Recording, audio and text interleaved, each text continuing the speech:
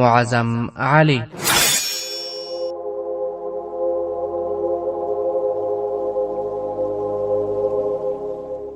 د ایمان، وطن او عدالت لپاره د انګریزي استعمار پر وړاندې د مبارزې اتل.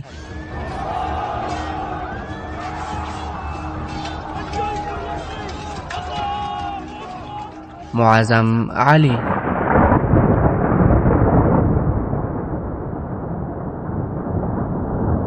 پنځه ویشتمه برخه.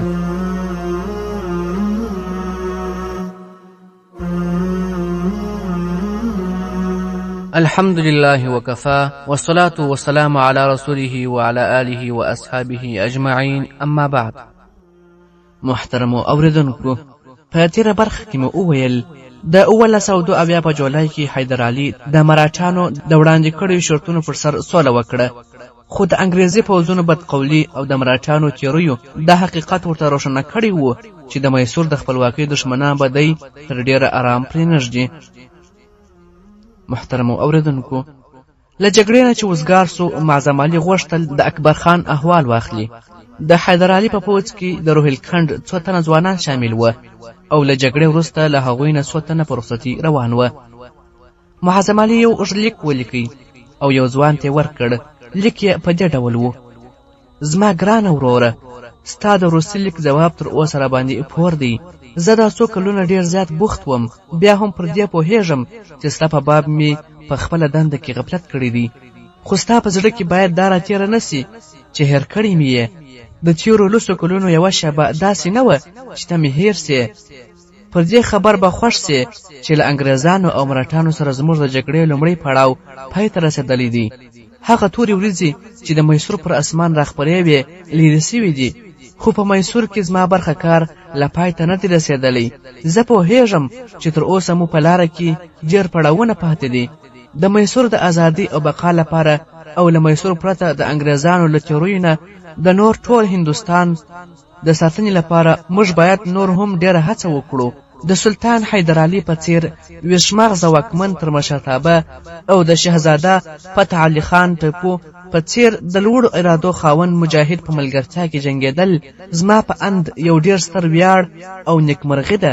هغه کشر هلک چې تا 2 کلونه وړاندې د زمري له بچي سره په لوبو لیدلی و، اوس د میسور د پوځ تر ټولو غوره جنرال ترې جوړ شوی دی. زه په ټول ژوند کې له دغه ځوان پرته دومره د بل چا د هوښیارۍ او خپلواکۍ ارادې تر اغېزې لاندې نه یم راغلی. د شهزاده ټیپو پوځي کمال، د هغه علمي کمال او هوښیاري، د ده تقوا او پرهیزګاري زموږ د ورکېدونکي ولس تر ټولو ستره شتمني ده. زه داسې احساسوم چې د شهزاده ټیپو په ملګرتیا کې زما د ژوند هره شیبه عبادت دی. سلطان علي حیدر چې له جګړې وزګار سو، زه یې د سرنګاپتم د پوځي روزنې د مرکز سرپرست وټاکلم او ما ته تر دې ستر ډاډ بل څه کېدای سي چې کوم ځوانان چې زما په لاس روزل کېږي هغوی به یو ورځ د میسور د هغه ستر انسان تر قومنده لاندې د میړانې جوهر ځلوي چې ارمان یې نه یوازې د هندوستان بلکې د نړۍ د ټولو مسلمانانو یووالی دی. نږدې 4 کاله مخکې شیر علي ما ته لیکلي وه چې 6 کاله حج ته ځم، بیا له هغه نه هیڅ احوال نه لرم. نن هغه ته هم لیک استوم. ستا مشر وراره صدیق علي خان دا مینه لري چې د میسور تر ټولو سترې جنګي بیړۍ کپتان سي. ما د هغه د روزنې لپاره همدا اوس یو فرانسوي ښوونکی ورته ټاکلی دی. مسعود او انور تل دا وایي چې رالی سي خپل کاکا اکبر خان ته به ورځو او هلته به د زمریانو ښکار کوو. ستا تر ټولو کشر واره مراد علي نومیږي او راتلونکي میاشت به 2 کلن سي. د فرحت مور تېره کال وفات سوه. صابر او دلاور خان تر اوسه له ما سره دي او تا ډېر یادوي. که دې کله وخت وموند نو یو ځل سرنګاپتم ته راسه، دیدن ته دې ډېر تږی یم. ورینداره دې بلقیس ډېره یادوي.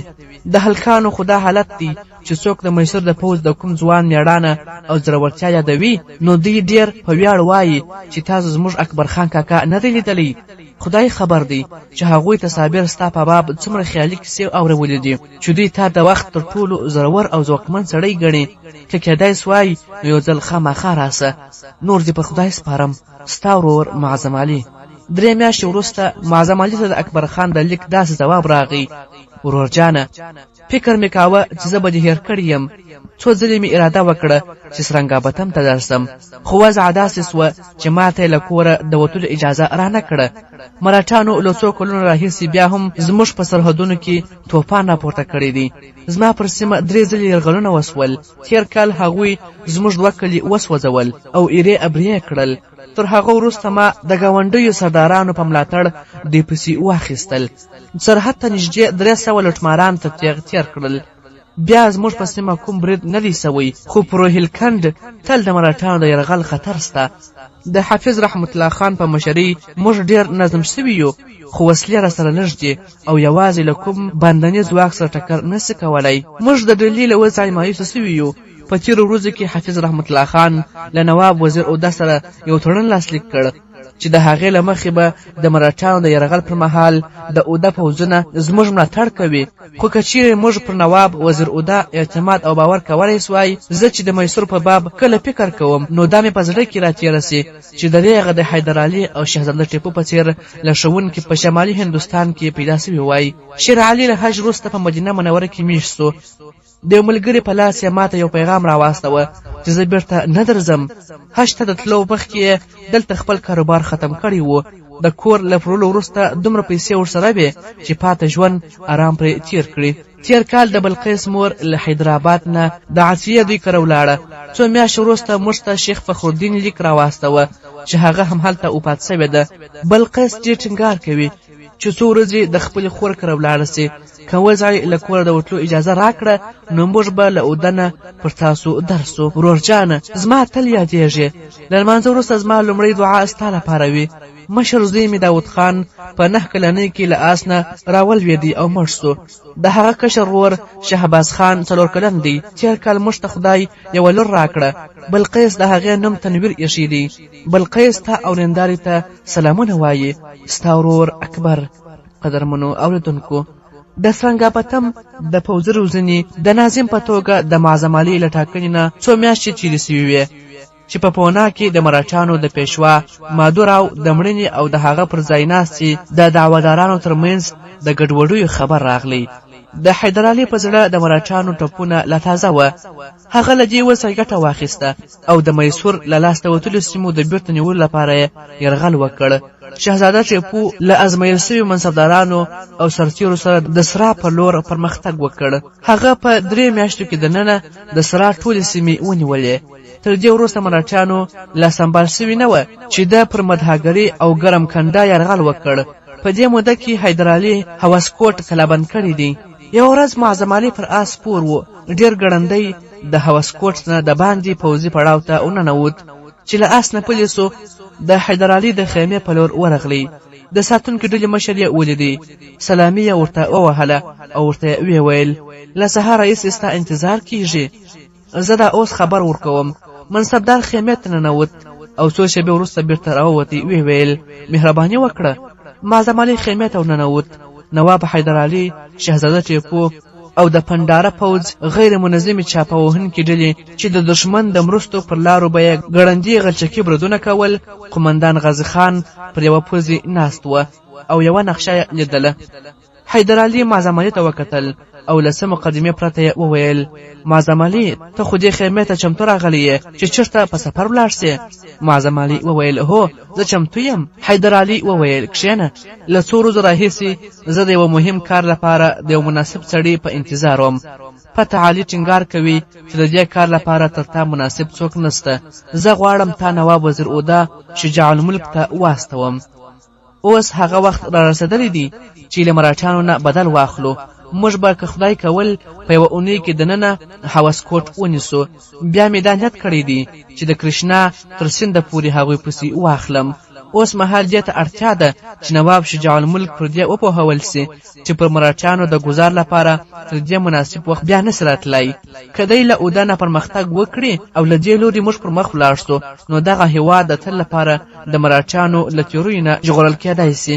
د ډهلي په دربار کې د مراټانو د اغیز او رسوخ په سبب د دې هېواد هر مسلمان ته یو خطر پیدا سوی دی. زما باور دی چې شجاع الملک ډېر احمق نه وي نو زموږ خبرې به خامخا اغیزه پرې وکړي. تر دې وروسته روهیل خان ته حافظ رحمت الله خان ته ورسه. باور مې دی چې زموږ د یووالي نه وروسته به د ډلې بېوسه امیران هم راپورته سي او نظام به دا احساس کړي چې بې پردیتوب ورته په ګټه نه ده. له مرهټیانو سره د حساب لپه کولو وروسته به په څو اونیو کې انګریزان سمندر لوري ته اورچل وهو. ته شجاع الدوله پر دې پوه کړه چې اوس د اودا او د شمالي هندوستان د ساتنې جګړه په بنګلور کې کیږي. په سرنګاپتم کې هم ستا خدمتونو ته اړتیا وه، خو دغه کار ډیر مهم دی. معظم علي وویل زه د دې پر اهمیت ښه پوهیږم، که ستاسو اجازه وي نو زه به همدا نن روان سم. حیدر علي وویل نه، ته سبا ته روان سه، زه به تر ماښامه پورې د نواب شجاع الملک او حافظ رحمت الله خان په نومونو لیکونه درته ولیکم او در به یې کړم. خو ته باید ډېر پام وکړې، تر څو زموږ ترمنځ کوم تړون نوي لاسلیک سوی، تر هغو مو باید څوک په نیت پوه نه سي. شهزاده ټیپو به تر لکنو پورې ستا د رسولو بندوبست وکړي. سبا ته معظم علي له 5 تونو سپرو سره د لکنو په لور روان سو. قدرمنو اوریدونکو، شجاع الدوله د خپل ماڼۍ په کوټه کې ناست و. د هغه زوی اسف الدوله وننوت او ویې ویل پلار جانه، دا همهغه معظم علي دی چې 12 کاله پخوا یې دلته سوداګري کوله او د پانیپت په جګړه کې یې ډېر نوم وګاټه. ما ورته وویل چې هغه اوس تا سره نشي لیدی، خدای ټینګار کوي او وایي چې له میسور نه یې د حیدر علي مهم پیغام راوړی دی او زما دغه لیدکاته د اودا پر راتلونکي برخلیک ژورې اغیزې لري. که اجازه راکوې نو راویې غواړم، کیدای سي کومه مهمه خبره وي. مخکې تر دې چې دی د ملاقات خونې ته بوځي، سرتیرو ځانونه ډاډه کړي وه چې وسله ورسره نسته. نواب شجاع الدوله وویل که دا همهغه معظم علي وي نو موږ به خامخا ورسره وینو، راویې غواړه. اسف الدوله له خونې ووت او لږ ځان وروسته له معظم علي سره یو ځای بېرته وننوت. د معظم علي د سلام په جواب کې شجاع الدوله پر کرسۍ ناست د ستړي مسې لپاره لاس وروشت کړ، خو معظم علي لاس ته هیڅ پام ونه کړ. اسف الدوله خپل پلار ته نږدې کښېناست، تخت ته نږدې تشې کرسۍ ته اشاره وکړه، ویې ویل مهرباني وکړه. خو هغه وویل زه نه غواړم په ناستې ستاسو وخت بیا ځایه تېر کړم، افسوس کوم چې بیا وخته مې تاسو ته زحمت درکړ. زه غواړم خپل مطلب په 2 دقیقو کې درته ووایم. چې لکنو ته راورسېدم یو ویرونکی خبر مې واورېد. آیا دا رښتیا ده چې تاسو د انګریزانو په ملګرتیا په روهیل خند یرغل کړی دی؟ شجاع الدوله یو ځل خپل زوی ته وکتل، بیا معظم علي ته مخ ور واړوه او ویې ویل د دې پوښتنې د ځواب لپاره چې دلته د راتلو اړتیا نه وه. معظم علي وویل د دې پوښتنې د ځواب لپاره زه د وارن هیسټینګز دربار ته نسوی تللی. زه د دې لپاره تا ته راغلی یم چې د اودا راتلونکی درته سپارل سوی دی او د یو مسلمان په توګه زه د اودا د ولس او حکومت سره خواخوږي لرم. شجاع الدوله ځواب ورکړ نو زه باید د اودا د راتلونکي په اړه اندېښنه ونه کړم، تر څو ورځو پورې به واورې د اودا له پاچاهۍ سره پراخې سیمې نورې هم شاملې کړي دي. معظم علي وویل که له پراخو سیمو نه ستا هدف روهیل خند وي نو هغه ورځ لیرې نه ده چې اودا هر وړوکی او بوډا ستا پر دې پرېکړه بد ووایي. زما اندېښنه دا ده چې د دې پر ځای چې روهیل خند ته ستا د واکمنۍ برخه سي، د هغو لیوانو ښکارځای به سي چې لاسونه د پلاسي او بکسر د جګړو د شهیدانو په وینو سره دي. د خدای لپاره روهیل خند وژغوره، که نه وي نو د شرافت او انسانیت دغه دشمنان به یو ورځ پر ډیلي او اودا هم یرغلونه وکړي. شجاع الدوله په داسې حال کې چې خپل غوسه راکابو کوله ویې ویل ته خبر یې چې حافظ رحمت الله خان له موږ سره بدلوزي کړې ده. هغه له موږ سره دا تړون کړی و چې که موږ د مرهټیانو پر خلاف ملاتړ ورسره وکړو نو په بدل کې به یې موږ ته 40 لکه روپۍ راکوي. تیر کال چې کله مرهټیانو پر روهیل خان یرغل وکړ، موږ د تړون له مخې حافظ رحمت الله خان ته پوځونه واستول، خو د مرهټیانو له شره چې پیغامه سول هغوی د 40 لکو روپو راکولو څخه منکر سول. معظم علي وویل ما خو اورېدلې وه چې که جګړه پیښه سي نو حافظ رحمت الله خان به د دغه پیسو په ورکولو مکلف وي، خو مرهټیان له جګړې پرته بیرته ستانه سول. بیا هم که تاسو داسې فکر کوئ چې روهیله باید دغه پیسې خامخا ادا کړي نو د دې لپاره پر روهیل خان یرغل هیڅ مناسب نه دی. د خدای لپاره خپل پوځونه را ایثار کړه، او رهیلا پرېږده چې له انګریزانو سره یې معلومه کړې چې د دې ذمهواري اخلم چې تاسو ته به 40 لکه روپۍ ادا کیږي. زه چمتو یم چې حافظ رحمت الله خان ته ورسم او پر دې مې باور دی چې له 40 لکه روپو په بدل کې به هغه له تاسو سره جګړه ونه کړي. که زه له هغوی نه مایوس هم سم دا ژمنه در سره کوم چې یوه ټینګه به مو ادا کړم. زه به حیدرعلي ته ورسم که مې په تېرو 12 کلونو ملګرتیا کې د هغه په پېژندلو کې غلطي نه وي کړې نو باور مې دی چې د 2 مسلمانو ځواکونو د ټکر د مخنیوي لپاره به 40 لکه روپیو له قربانولو دریغه ونه کړي. شجاع الدوله وویل ته ډېر ناوخته راغلې، موږ 40 لکه روپۍ انګریزانو ته ورکړي دي. زموږ فوځونه روهیلکند ته ننوتلي دي او په 2-3 ورځو کې به په میران پورټکره زموږ د بري بیرغونه ورپیږي. اوس موږ هیڅ نشو کولی، غشی له کمان وتلی دي او د دې جګړې ټوله پړه د حافظ رحمت الله خان په غاړه ده. معظم علي وویل زه نه پوهېږم چې راتلونکي مؤرخان به د دې جګړې پړه د چا پر غاړه ور واچوي، خو که دا رښتیا وي چې نن انګریزان د 40 لکو روپۍ په بدل کې روهیلکند پر تاسو پلوري نو سبا ته به د لکنو خپلواکۍ د تکنو په بدل کې پر کوم بل چا وپلوري. که تاسو د دې هېواد پر خلاف د انګریزانو پر نیت څه نیک ګمان درلودای نو هغه به د بکسر او پلاسۍ له جګړو سره باید لیرې سوی وای. په روهیلکند به ستاسو بری نه وي بلکې د هغه باندې ښکېلاک به وي چې غواړي تر ډهلي پورې خپله لاره پرانیزي. اسف الدوله له غوسې لړزېدی او د نواب شجاع الدوله د صبر کاسه تر خولې پورې ډکه سوې وه. ویې ویل موږ په دې معاملو کې ستا مشورو ته اړتیا نه لرو. موږ خبر سو چې د نواب حیدرعلي له لورې مو کوم پیغام راوړی دی. معظم علي ځواب ورکړ نور د حیدرعلي له لورې تاسو کوم پیغام ته اړتیا نه لرئ. نور تاسو پر دې پوهول د حیدرعلي په وس کې نه ده چې په دې هېواد کې ستاسو دښمنان څوک دي او دوستان مو څوک. حیدرعلي چې غوښتل د وحشت او بربریت کوم اور له 7 سمندرونو پورې غاړې ته ایثار پاتې سي هغه د لکنو پر دیوالونو پورې را رسېدلی دی. اسف الدوله وویل نو ته څه غواړې؟ معظم علي په ژړغوني غږ وویل هیڅ نه، نور به زه یوازې دا دعا کوم چې خدای دې قوم ته د دوی د مشرانو د غلطیو سزا نه ورکوي. ما ته اجازه راکړئ. معظم علي دا وویل او له خونې نه ووتی. اسف الدوله خپل پلار ته وکتل. ویې ویل پلار جانه ته د ده په باب څه حکم کوې؟ که اجازه وي وبه یې نیسو. شجاع الدوله ځواب ورکړ نه، د ده له نیولو مخکې زه غواړم پر دې خبر سم چې حیدرعلي دی د څه لپاره استولی و او په لکنو کې د ده نور ملګري څوک دي. موږ روهیلکند ته پوځونه ډېر پټ استولي وه، خو حیران یم چې د ښار خلک چا خبر کړي دي. ته دغه ځوان کلک تر څارنې لاندې ونیسه. معظم علي چې له ماڼۍ نه راووت د سرای په لور روان سو چې هلته یې ملګري ایثار وه. د سرای په دروازه کې د ده یو ملګري د ده د راتلو انتظار کوه. هغه چې معظم علي ولید پوښتنه یې ترې وکړه خبرو دې څه ګټه وکړه؟ معظم علي ځواب ورکړ موږ باید په څو دقیقو کې له دې ځایه ځانونه وباسو. د معظم علي د وضع په لیدو د هغه ملګري د نور څه ویلو جرأت ونه کړ او لږ ځم وروسته دوی پر اسونو پښې واړولې او د روهیلکند لاره یې ونیوله. 1 ساعت وروسته اسف الدوله په ګړندیو ګامونو د پلار خونې ته وننوت او ویې ویل پلار جانه ما چې کوم جاسوسان په هغوی پسې واستول بیرته راغلل. هغوی وایي چې معظم علي او 15 تنه ملګري یې پر اسونو سپاره سول او له ښاره ووتل. د هغوی مخه د روهیلکند پر لور وه. که تاسو حکم کوئ نو یوه ډله سرتیري به ورپسې واستوو. شجاع الدوله ځواب ورکړ نه، هغوی چې اوس روهیلکند ته ولاړ سي هم موږ ته څه پریشاني نسي جوړولی. جګړه به په 1-2 ورځو کې پای ته ورسیږي. ما غوښتل یوازې په لکنو کې د هغه له بوختیاوو خبر سم. که دغه سړی څو ورځې مخکې راغلی وای نو خامخا به مو نیولی وای. اوس د هغه لارې نیولو ته هیڅ اړتیا نسته. قدرمنو اوریدونکو، یو ماښام معظم علي او د هغه ملګري له ګڼ ځنګله نه چې تېر سول هغه درې ته ننوتل چې د اکبر خان د قوم خلک پکښې اوسېدل. د اکبر خان د کلي ته چې کومه کنده تللې وه هغه د یوه غونډۍ پر سر تېره وه. معظم علي چې د غونډۍ سر ته وختې مخامخ یې ناڅاپه ډېره ویرونکې منظره ولیده او خپل آس یې ودراوه. د ماښام په خړه کې د اکبر خان د کلی د اور په یوه ستره لمبه بدل و. د یوې شېبې لپاره د معظم علي وینې په رګو کې وچې سوې.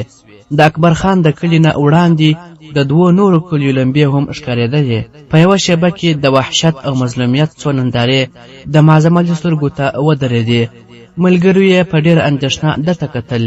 معظم علي په غرو نیولي غږ وویل: هغه د اکبر خان کلی دی، اوس ښایي هلته له دښمن پرته نور هېڅوک هم نه وي. تاسو همدلته اوسئ، زه اوس بېرته راځم. د ده یو ملګري نجف خان وویل: ته خو لږ تر لږه یو تنده سره بوځه. معظم علي وویل: ډېر ښه، ته راسره راځه. د نجف خان سره له غونډۍ راښکته سو او کوم یو میل مزل وروسته معظم علي وویل: نور اسونه وړاندې بیول مناسب نه دي، ته همدلته اوسه او زما انتظار کوه. که ماته څه خطر پیښ سو نو د ټوپک په ډز به ته خبر کړم. که تر سهاره را نغلم نو ته له نور ملګرو سره له دې ځایه ځان وباسه. زما په ګمان له دې کلي نه د باندې د انګریزي او یا د اوده پوځ کوم کنډک پړاو اچولی دی. که نه، دا ناشونې ده چې د اکبر خان پر کور دې اور بل وي او ځایي خلک دې د لیونیانو په څېر هلته ورنسي. معظم علي خپل آس نجف خان ته پرېښود او په منډه د کلي په لور ورغلی. لږ وړاندې چې ولاړې د کلي بل لور ته یې د خلکو غږونه واورېدل. د کلي په منځ کې لمبې پورته کېدې او ده ته دا اټکل ګران نه و چې د اور ټول زور د اکبر خان په حویلۍ کې دی. د کلي نه د باندې څو ځایه د غنمو درمندونه هم سوځېدل او په ځینو کښتونو کې رسېدلي غنم لا ولاړ وه. معظم علي له رڼا نه ځان د غنمو فصل ته کړ او غلی غلی د کلي بل لوري ته ولاړی. لږ ځان وروسته ده په یوه پراخ ډګر کې پوځي پړاو ولید. د پړاو په منځ کې څو خیمې درېدلې وې او شاته د یوې غونډۍ په شیله کې اسونه تړلي وه. په یوه ځای کې د پوځ لپاره ډوډۍ پخېدله او یو شمېر سپایان ډله ډله سره ناست وه او په ټوکو او ساتیریو بوخت وه. نور یې د کلي لور ته ورټول وه او د اور ننداره یې کوله. دا د اوده پوځ و. معظم علي د غنمو په یو بټي کې په ښویېدو وړاندې ولاړی او د سرتیرو یوې ډلې ته ورنږدې سو. د اوده سپاهیانو په منځ کې څو تنه انګریزان ولاړ وه چې مخونه یې د اور د لمبو رڼا ته ځلېدل. معظم علي غوښتل چې د هغو د خبرو د اورېدو لپاره نور هم ورنږدې سي، خو د غنمو له فصل نه وړاندې هېڅ نه و چې سړی پکښې غلی سي. د سرتیرو تر څنګ معظم علي 2 توپونه ولیدل. د پهردارانو یوه ډله په ګزمه راغله او پټیو ته نږدې تېره سوه. معظم علي د پټۍ له څنډې نه شاته سو او په غنمو کې پرېوتی. یوه سرتیري خپل ملګرو ته وویل: اوس به زموږ د سیمې څوک په خوب کې هم پر انګریزانو ډزې ونه کړي. بل یې وویل: ته دغه خلک نه پیژنې، تر مرګه خپل دښمن نه بخښي. تاسې سردار نه دی لیدلی؟ په پړیو کلک تړلی و، بیا یو هم انګریزي منصبدار ته کنځلې کولې. دریم یې وویل: هغه خو د اوده نواب ته هم کنځلې کولې. د کورنۍ خلک یې نیکمرغه وه چې له یرغل نه وړاندې وتلي وه، که نه یو څوک به یې هم ژوندی نه و پاته سوی. څلورم یې وویل: خو زما هم اوس پر دې باور دی چې کومو کسانو پر انګریزانو ډزې کړې وې تر سهاره به د خپل سردار د ژوند د ژغورلو لپاره ځانونه تسلیم کړي. بل یوه وویل: خو که یې تسلیم نه کړي نو بیا؟ بل یوه وویل: بیا به سبا ته هغه په دار وځړول سي او بیا به د دې قوم د هر کلي همدغه حالت وي. بل کس وویل: دا خو ډېر ظلم دی. بل کس وویل: څه ظلم دی؟ دغه خلک په خپله ملامت دي. پهرداران لیرې ولاړل او معظم علي همدغسې په ښویېدو بېرته راغلی او لږ ځنډ وروسته د فصل څخه راووت او منډې یې وهلې. قدرمنو اورېدونکو، معظم علي خور ته ورسېدی. یوې او بلې خواته یې وکتل او نجف خان یې چېرته ونه لید. ده په خپ غږ څو چیغې وکړې: نجف خانه، نجف خانه! چې له کومې لورې ځواب وانه ورېد نو ګمان یې وکړ چې په تیاره کې به یې دغه لاره غلطه کړې وي او کوم بل ځای ته به راغلی وي. د اندېښنې او خفګان په حالت کې د خور پر غاړه ولاړی چې ناڅاپه یې د چا غږ واورېدی: ټوپک دې وغورځوه، ته زموږ د ټوپک په دم کې یې. معظم علي په ډاډ ځواب ورکړ: که تاسو د انګریز او یا د اوده پوځ کسان نه یاست نو ما خپل دوست وبولئ. هغه نفر وویل: ته دې وسله وغورځوه، موږ پر چا باور نسو کولی. معظم علي خپل ټوپک وغورځاوه او دواړه لاسونه یې اوچت کړل. ویې ویل: که تاسو د اکبر خان ملګري یاست نو هسې وخت له لاسه ورکوئ. 15 تنه ټوپک پر ماشه له فصل نه راووتل، وړاندې راغلل او پر معظم علي راچرپېره سول. له هغوی نه یو تن وړاندې راغلی او د ده ټوپک یې را اوچت کړ معظم علي وویل زه د اکبر خان انډیوال یم، زه له تاسو نه پوښتنه کوم چې ملګری مې چېرته دی؟ یوه سړي ورته وویل د اکبر خان ملګري داسې په توره شپه کې وسلوال دې سیمې ته نه راځي. که ستا ملګري همدلته و نو هغه له موږ سره بندي دی. که دې ځنګل ته نږدې له غونډۍ سره 4 تنه نور ملګري پرې ایښي وي نو هغوی هم له موږ سره بندیان دي. معظم علي وویل زما نوم معظم علي دی، که په تاسو کې څوک د اکبر خان کلیوال وي نو هغوی ته دا ثابتولی سم چې زه د هغه انډیوال یم. موږ له روهیلکند له خلکو پرته نور څوک د هغه د دوستانو په نامه نه پیژنو. ته له موږ سره روان سه. معظم علي وویل زه چمتو یم چې له تاسو سره ولاړ سم، خو تر دې وړاندې زه له تاسو نه د اکبر خان د کورنۍ په باب پوښتنه کوم. اوس د هغه مور میرمن او بچان چیرته دي؟ یو تن د کلي په لور اشاره وکړه. ویې ویل د اکبر خان د مور او د هغه د کورنۍ د ډیرو کسانو مړي د هغه په کور کې دننه سوځېږي، خو د ده په باب دې پوښتنه ولې نه وکړه؟ معظم علي وویل د اکبر خان په باب خبر یم چې د دشمن سره بندي دی. د خدای لپاره د هغه د میرمنې او بچانو په باب راته ووایاست. میرمن او بچان روغ دي، ملګري یو، خو ودې ویل چې تاسو له لکنو نه راغلي یاست، نو بیا د اکبر خان په باب څه خبر سوې چې بندي دی؟ معظم علي ځواب ورکړ ما دا اوس د دشمن پوځي پړاو ولیدی او راغلم، خو زه تاسو ډاډه کولی نسم. د خدای لپاره ما سمدستي د اکبر خان میرمنې ته بوځئ، هغه مې پیژني. سړي وویل درځه. له فصل نه وړاندې نږدې 2 میله په ګڼ ځنګله کې له تلو وروسته دوی یوه ځای ته ودرېدل. د ځنګل له پهرهدارانو نه یوه د ونو له ډډې سر را لیرې کړ. پوښتنه یې وکړه څوک یاست؟ معظم علي او ملګري ځواب ورکړ زه نعمت خان یم. موږ 100 تنه بندیان راواستول. راورسېدل؟ پهرهدار ځواب ورکړ هغه راورسېدل، خو له تاسو نه یوه ستره غلطي سوې ده، هغوی بندیان نه دي. یو ملګری شاته پاتې و، هغه چېرته دی؟ نپار وویل هغه له موږ سره دی. پهرهدار وویل مخکې راواستوئ. په تیاره او ګڼ ځنګله کې چې لږ نور وړاندې تېر سول، معظم علي یو ځای رڼا ولیده. یو تن مشال په لاس کې د ونو له منځه راښکاره سو چې معظم علي ته رانږدې سو. ویې ویل ته معظم علي یې؟ ده ځواب ورکړ هوکې. هغه نفر وویل وبخښه زموږ کسانو ستره غلطي وکړه. معظم علي ځواب ورکړ ستاسو کسانو خپله دنده ترسره کړې. د اکبر خان میرمن او بچیان چېرته دي؟ له نږدې نه د سلګیو او سویلیو او ژړا خپ غږ راغلی. ورور جانه زه دلته یم. بیا د سترګو په راب کې بلقیس له تیارو راووتله او د معظم علي په مخ کې ودرېده. معظم علي خپل رژېدلی لاس د هغې پر سر کښېښود. ویې ویل بلقیس اوس د خبرو وخت نه دی. وروڼو زه غواړم په دې پوه سم چې دا اوس دلته په ځنګل کې څومره کسان سته چې وسله اوچتولی سي.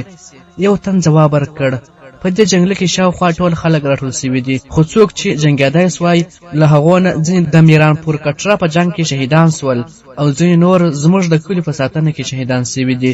تر سهاره به انګریزي او د اوده سپاهیان موږ هم دلته ټول له تیغه تیر کړي. معظم علي ځواب ورکړ که 300 کسان دا اوس ور خپلو ځانو تیر سي نو دا سهار به هیڅکله هم رانسي. زما اټکل دا دی چې د دشمن په پړاو کې به تر 400-500 تنه زیات نه وي.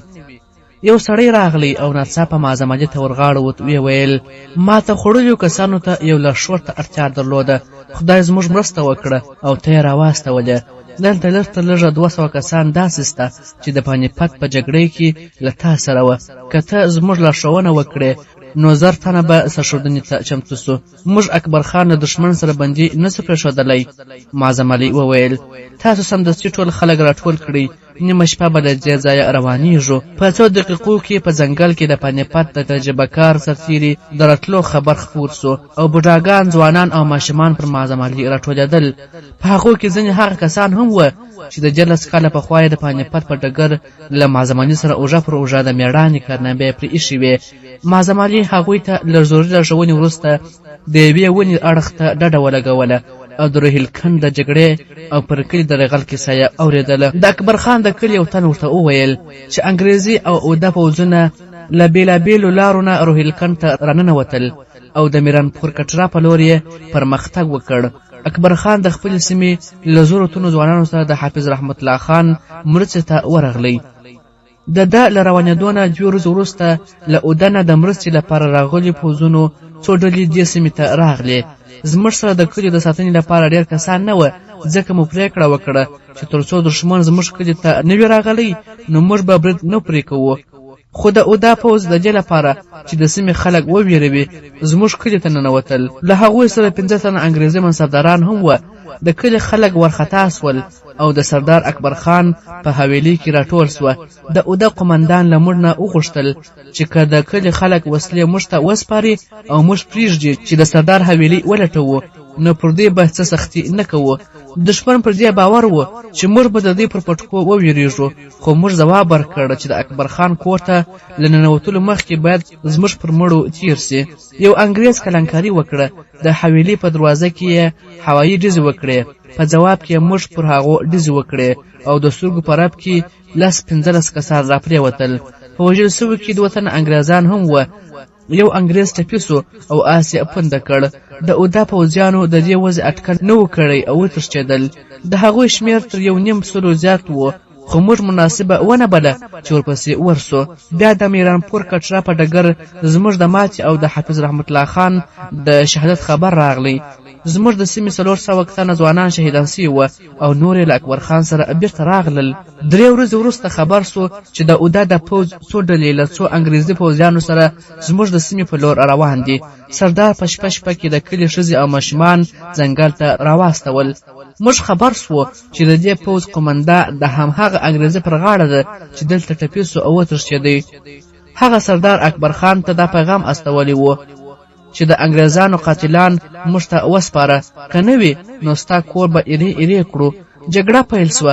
انګریزانو 3 ځلې پر حویلۍ د ورختو هڅه وکړه، خو هر ځل زموږ د ګولیو په باران کې بیرته پر شا ولاړل.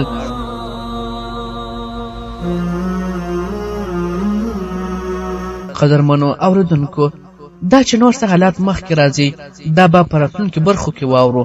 تر هغه وخت مو په پاک سپېڅلي لایزال رب سپارم. شاد آباد او ودان اوسئ.